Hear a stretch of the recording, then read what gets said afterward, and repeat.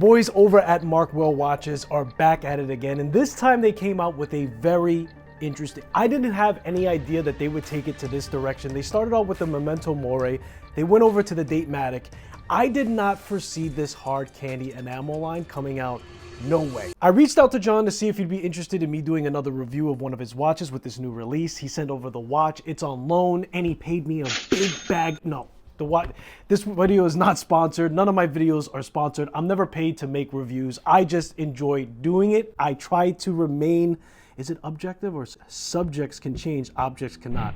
I gotta say that that's really hard to do right now because I love this line of watches from the photos, and I really was even more impressed seeing them live. Now there's a lot, I wouldn't say a lot of design language. The indices, some of the things from the dial, like the numbers in the shapes that he likes to do them are the same. The case, of course, is that Telford size case, but let's talk about what's most important. And here's the order that I think people are interested when it comes to a watch. You first fall in love, and I'm not gonna say with the dial, although the dial holds a lot of the design, but it's the design package altogether, right? You see a watch, you like the design, you like the configurations all together. So the first thing is, it's the design, it is the movement of a watch, it is the bracelet of the watch, right? Bracelet is probably last because you can, at the end of the day, change bracelets out to whatever you want. It's nice to get a nicely refined bracelet or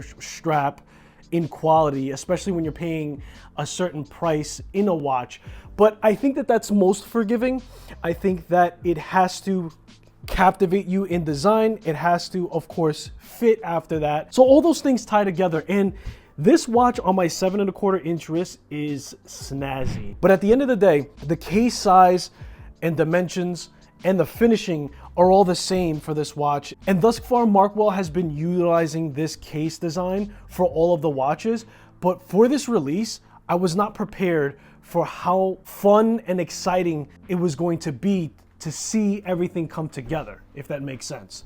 So the dial is composed in enamel, and he has a lot of range and fun colors, and I think this was the perfect, not only the perfect direction, but also it was perfect timing because now we're gonna come into the spring, we're into the summer, there's gonna be a lot of light. So to have these colorways play around with the seasons and introducing them at the right time, not only for the direction of the company, but for the right seasons, right? So I am wildly expecting this line of series to be successful. Lume blocks are another thing, the indices, that really took me back for sure. And he did them very well. They're very raised off the dial itself. The enamel dial has a fume style. Now I feel like, and I'm going off of just what I see from other pictures on the other colors, but it feels like on some colors there's more of a fume effect. Like if you look at the red or the blue, you see that fume effect more so than I think the green or the yellow. Yeah, I think that's the colors. I think it varies from whatever color you choose from on how much fume you're going to receive. But the fact that they're on enamel, when you catch it into the light, it is absolutely extravagant. Now, this model is technically a prototype, and he is looking to change the hands. I just sent him a message to see if I'm allowed to send the renderings for what the hands are gonna be. And I gotta say, if that's the direction that it's gonna go, I'm gonna like the watch even more. Although, I'll be honest with you, I'm happy with the hands that are utilized here. I like the hands, I like the indices. I like everything about the composure of this dial altogether. It alludes to having a lot of fun. It's in that very vintage style case, yet it still is going to be a nice fusion between modern and that vintage because of it. And now, what's powering the movement, right? That's also something that is very important. And what we're getting powered inside this watch is the Miyota 9039, which is an actually true non-dated movement. So you're not gonna have a ghost date, because I know for you nerds, that's a thing. So you can have that automatic movement without having that date wheel aperture or having that ghost wheel, if you will. I thought that was a smart move. I think that Miyota is a very trustworthy movement to put inside of a watch. I think a lot of people appreciate the high rate of beat that it gives, and also its reliability. It's also a workhorse, much like the Seiko movements. However, I feel like the Seiko movements don't get as much appreciation because of its beat and its tolerances outside the manufacturer. So going Miyota was definitely a smart move.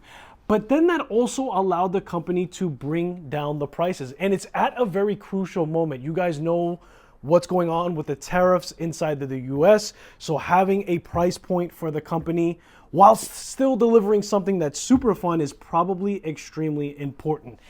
And for my last act, we have to mention also the bracelet or the strap that comes with the watch, right? And because it is, and I'm just thinking, I didn't confirm this, but because it's more for that spring and that summer, the warmer temperatures rolling in, he put it on a beautiful FKM strap, and it's super comfortable.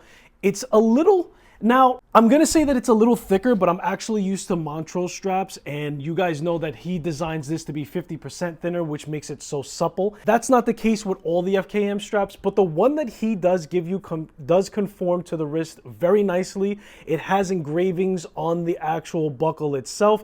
It's super comfortable. I love this setup of a white FKM strap against this blue fume enamel dial on the white lume block indexes. It's really eye-popping. It gives a phenomenal glow. Now, I have to, on this time around, give you guys a full, I'm gonna at least do a 15-minute time lapse for you guys to appreciate the lume on here. Obviously, I'm shooting this off of a phone, and you can't really appreciate the lume unless you see it in person, but these are lume blocks, therefore you guys know that they're going to do well with that kind of lume. I believe they're all BGW9 on the indices, on the hands itself, and I want to also go back to that second hand. Bravo for the design. I love a second hand that reaches all the way out to the end of a dial. He was actually also brave enough to color match that color from the second hand with the actual dial in a different shade. For this model, you're getting a navy blue at the edge of it for that fume, and then you're getting baby blue on that second hand. But still, for some reason, it works. So there's these phenomenons that go on with these micro brands that figure out designs and different things that go together.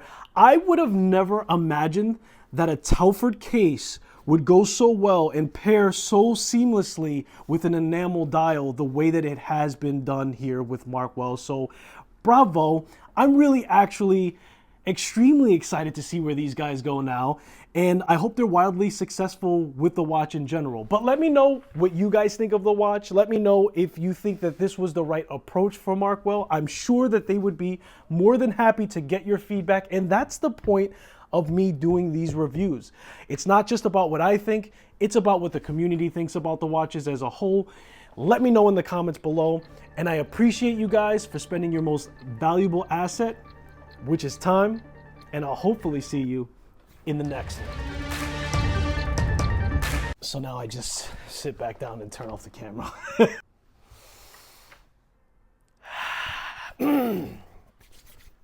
Coming out, no way. The watch was always, I tried to remain, is it objective or subjective? Subjective. Subjects can change, objects cannot. I try to remain subjective